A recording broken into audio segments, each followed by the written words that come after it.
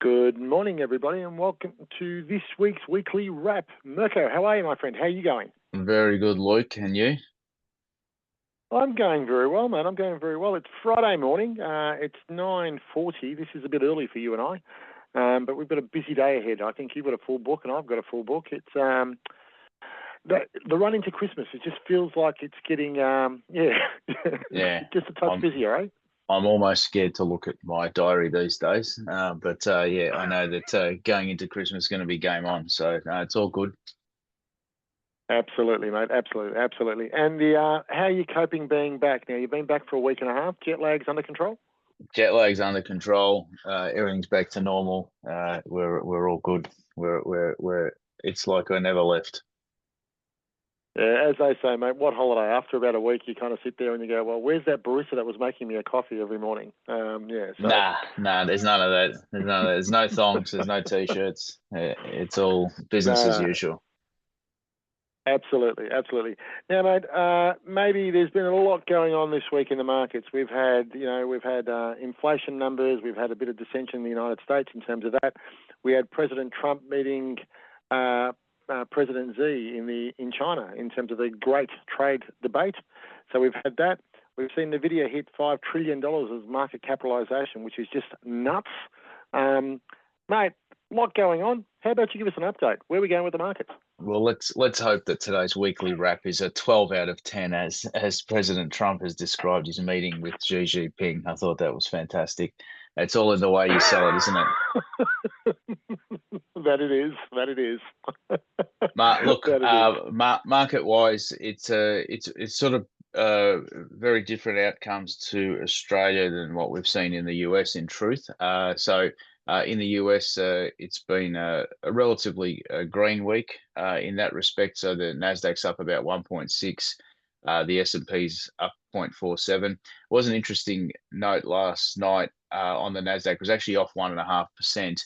Despite being up 1.6 for the week so far, and a bit of talk about rotation out of the tech stocks and perhaps moving into other areas of the economy. And you mentioned it just before. Nvidia hit market capitalization of $5 trillion this week. Perhaps a few people reflecting on what that actually means from a size point of view. And it's an extraordinary number. I mean, when you think about it, I'm pretty sure that the CBA, last time I checked, the market capitalization of CBA was 309 billion. So you put that into Mm. perspective when you've got a market cap stock of $5 trillion, which is about 16% of the US GDP. When you sort of look at it as a number, it's like a crazy insane. But I have got some fun facts on Nvidia's massive growth and the way they've sort of sailed through that trajectory. And so if you bear with me, so it took them 6,000 days to get from zero market cap to $1 trillion. So that's how long it took them to get to $1 trillion. To go from 1 to 2 trillion, that was 180 days later. From 2 to 3 was 66 days. 3 to 4 was 273 days, so a bit slow there. And from 4 to 5, it took 78 days. So just an incredible trajectory of market cap and growth. And, people are still sort of justifying the valuations and the like. And they keep spitting out the numbers. I think that last PE was like 45 or something. So uh, that's been a huge run, and again, the Nvidias, the Microsofts, the Apples, the Alphabets, the Amazons of this world continue to sort of dominate this space and in truth drive returns in that respect. Over in Australia this week, we're down 1.5% for the week so far. I just said it's like you said, it's before 10 a.m. so markets aren't open here in Australia yet. But just looking at it, it sort of indicates we may open in the green a little bit, and maybe just a bit of catch up being played by Australia. But the biggest disappointment for the market this week was the inflation data coming out in Australia. Mm. And in the April, May, June quarter, the inflation was down to 2.1%, and July, August, September, we've managed to turn that back up to 3.2%. So that Right. that doesn't bode well for that Cup Day rate cut. Luke, what do you reckon? No, look, I'm with you on that one, Mirko. It's just speaking to a lot of people out there and speaking to a lot of businesses and so on. Whereas a lot of the price increases were being absorbed previously, the margins have got really tight, so they're now starting to push those through, and we're starting to see that in the data. And like even I was reading an article only yesterday in relation to restaurants here in Melbourne, where they were saying that we've managed to absorb the price increases on gas and electricity and goods and so on, but we can't do that anymore. And we're now having to pass it on to consumer. And now we're seeing that, it's $50 a plate, it might be $60 a plate from that point of view, whereas previously it used to be $40 a plate. So it's kicking in. 3.2 would set the alarm bells off at the Reserve Bank. They would be very concerned about that because the hope was that they controlled it. The hope was that we might see another rate cut. And I believe the Commonwealth Bank came out yesterday themselves and said, no hope in hell that there will be another rate cut this side of Christmas. And in truth, Mirko, given the data and given the way the data is pointing at the moment, I think that fear of sticky inflation that we've been speaking of a lot on this on the screen, I think that's a real threat here, and I also think it's a real threat in the United States because the same problems that we're having here are also re-emerging in the United States. Their scene is completely out of whack because they've got a government shutdown and God knows whatever else is going on over there. But at the end of the day, this seems to be a problem here, and I think if inflation were to rear its head, and given where markets are at the moment, and given that we're pricing for exceptionalism, it could get a bit dicey there, I think. Yeah, 100%, and I concur with you. I don't know what planet people seem to live on here in Australia. The ones that are banging on about inflation seems to be in check because the cost of living in Australia and the cost of those simple things that people enjoy, like buying a cup of coffee and all that. All you need to do is have a look at what it costs you for a cup of coffee these days.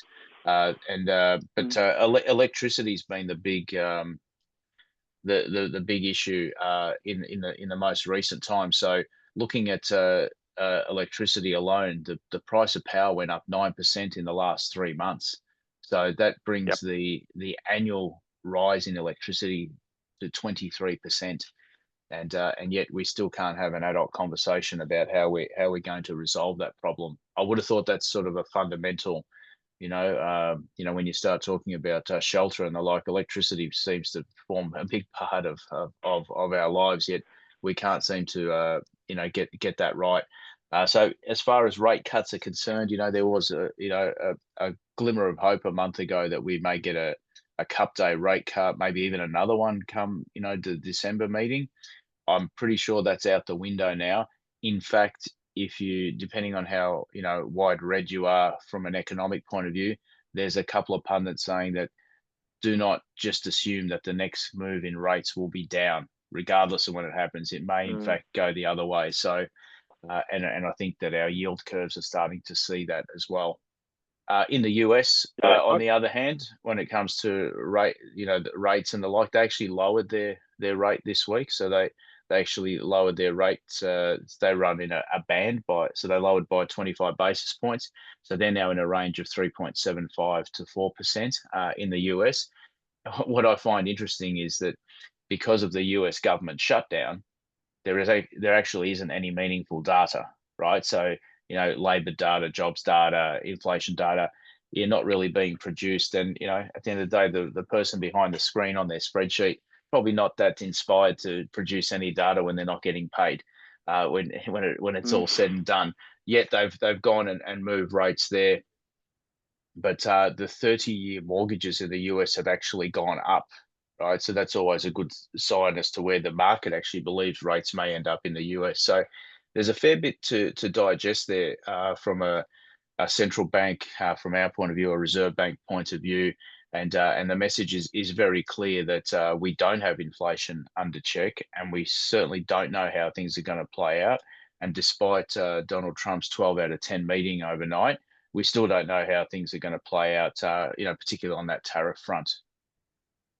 Absolutely, absolutely. And look, I must admit, I was flummoxed when they actually did cut rates in the United States, because I just sat back and thought, based on what data, and the data is all over the place, in truth. And I think I do feel for Jerome Powell in that regard, because he's clearly coming out going, there is dissension in the board, and some of the replacements, I guess, that Donald Trump or some of his cronies that have come on board from that point of view, where they're politicising the outcome of rate cuts as opposed to running the fundamentals of economics on them. So that's a real fundamental concern in that, because when you start to have a basket case being, the economic power of the world, or one of the economic powers of the world, that's a problem, I would have thought. But you mentioned the 12 out of 10 meeting. I want to explore that a little bit further, because clearly, it's been a big week for Donald Trump. He spent it overseas. He was in Southeast Asia, Kuala Lumpur for the ASEAN, and then moved across into South Korea,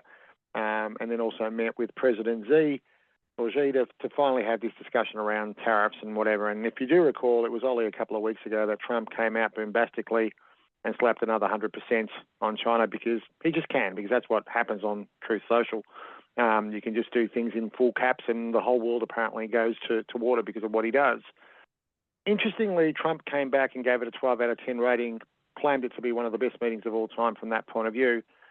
I read the data, Mirko. It looks like he retreated, and it looked like that everything that Mr. Trump wanted, he did not get. Am I misreading that?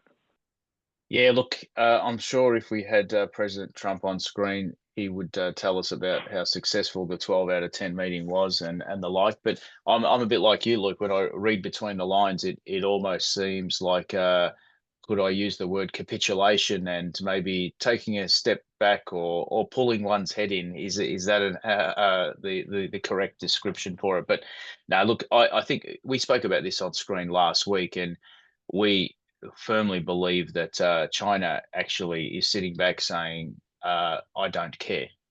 Right? I don't care. We don't need to care. That's not my problem. And I think that has actually flowed through, and is a case of a little bit of humble pie there, where all of a sudden that there's had to be some concessions, and Donald Trump's fentanyl tariff all of a sudden has been reduced, and all of a sudden, the one win, which is interesting, particularly in light of what happened with Australia and that rare earth minerals deal that came through, is that some way they've negotiated that rare earth minerals may not be such an issue, and they may become available out of China again, and just sort of shore up the supply chain. So I would argue that is a win from that point of view. But what concessions have had to be made from there, not too sure on that side of things. I get the feeling with that rare earth stuff, in the sense that all they've done is they've agreed on the flow. I think the reality here is what Trump has realised, that he has got a real adversary in President Xi. And in having an adversary in that regard, he doesn't care, President Xi, and he'll take on Trump. So he won't be bullied. And I think Trump's finally getting a bit of his own medicine in that regard, where he's kind of going, well, hang on a sec, this is different. So the art of a deal, and we all know how deals work. You can go in there, be bombastic, you can do all these weird and wonderful things. But the reality there is, if someone's got bigger kahunas than you, you need to retreat. And I think that's what we saw in Trump. So I think a 12 out of 10 from him is probably a concession that it could have been worse, Mirko, I think, in truth. Yeah, I think China holds the cards. That seems to be the case. And I just we were talking about before, poor Jerome Powell and his lack of data, and like the poor market and its lack of direction and the like. And I'm looking here at a summary of Donald Trump's second term tariffs with China.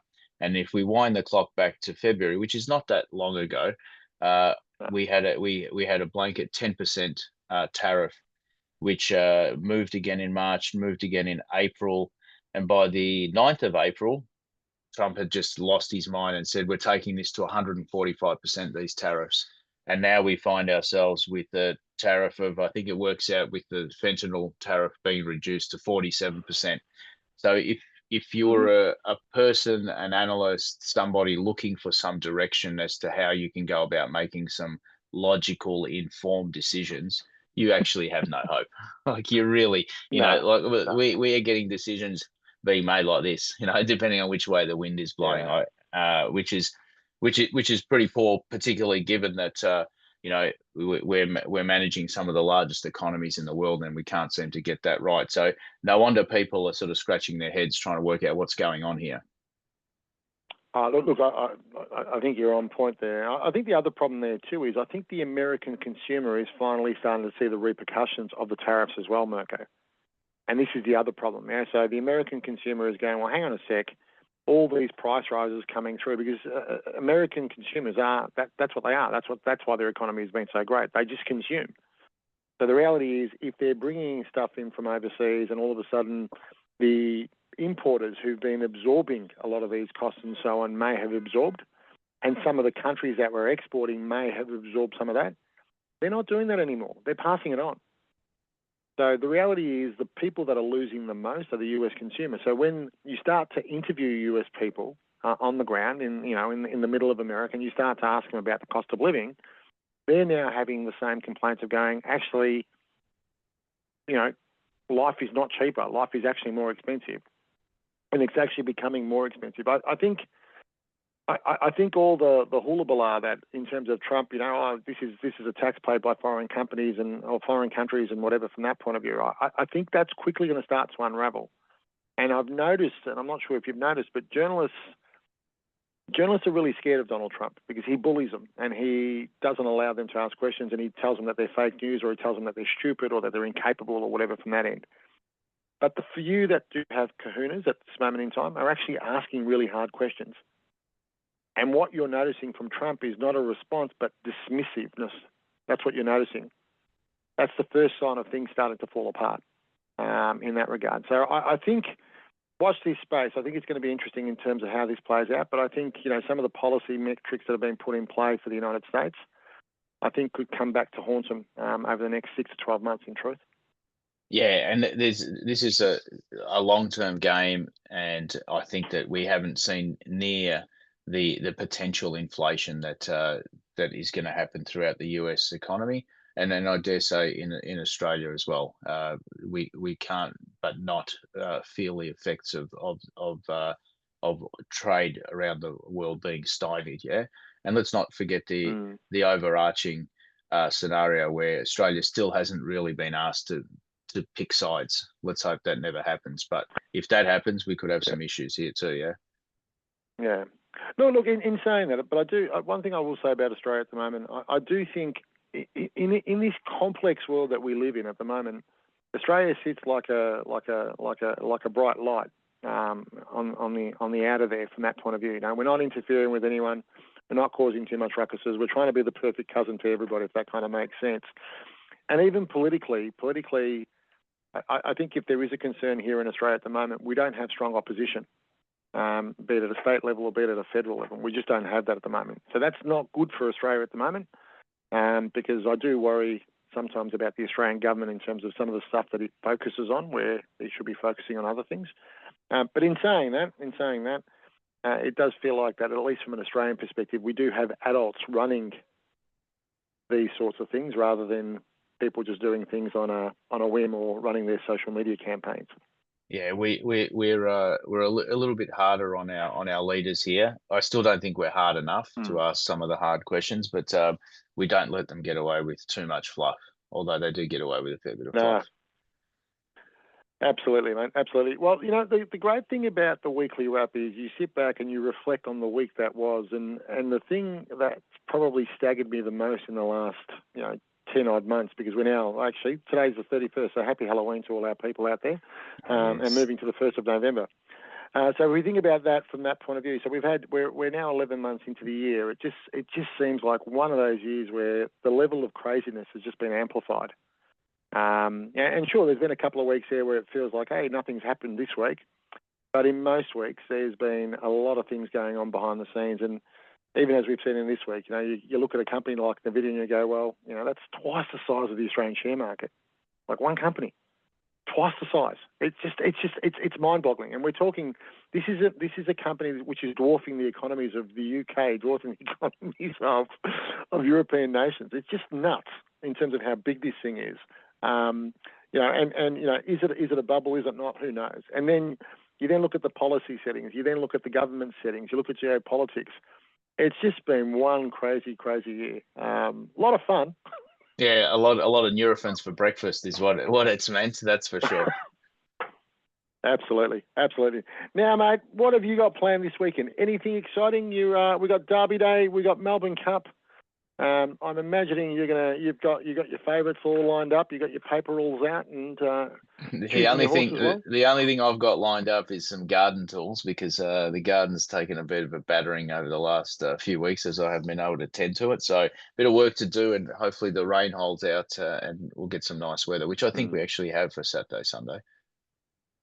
Yeah, I believe, if I'm mistaken, I'm not sure if I'm right here, but I believe Sunday's going to be 29 degrees. So nice one. So with a bit of luck, so Sunday will be nice. And I believe a lot of people, like they do here in Melbourne, there's the extended weekend, so it's a 4-day weekend from that point of view. So I imagine the Peninsula, Lawn and Anglesea and everywhere else in the world is going to be rather busy. So anyone who's driving out there, make sure you have a great time, enjoy yourselves, and just be safe on the roads, yeah? And no drinking and driving. Yeah. If you get to your destination an hour later, it's okay. It's all right. Absolutely, absolutely. And I'd love to give you all a tip on the horses, but I've really got no idea about this sort of stuff, so I'm probably going to just check out. Have you been paying attention? Who's the favourite in the Melbourne Cup? I wouldn't even have a clue. Zero clues, to be perfectly honest. So I'm sure I'll read about it in the press. Yeah, okay. So look, you and I are relying on the Calcutta here in the office. Is that right? So we'll just buy a couple of tickets. Yeah. We love a $5 Melbourne Cup sweep in the office. That's right. That's the extent of our horse knowledge. As long as the person who wins buys lunch, then we're all happy, mate. So life's good. So we can't. Everybody wins. All right. To all our wonderful clients out there, have a wonderful, wonderful weekend. Mirko, thank you for joining me today on the screen, and we will see you all next week. Take care. Cheers. Thanks. Bye. Thanks, Luke. See you guys.